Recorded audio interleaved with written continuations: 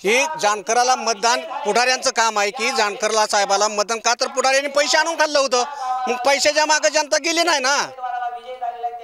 सगळे मतदारांनी मतदान प्रत्यक्षात राम सातपुते यांना भरपूर मतदान केलंय त्यांनी, कारण जानकर साहेबांनी अन्याय शेतकऱ्यावर केलेला आहे। कसं शेतकरी मतदान देईन?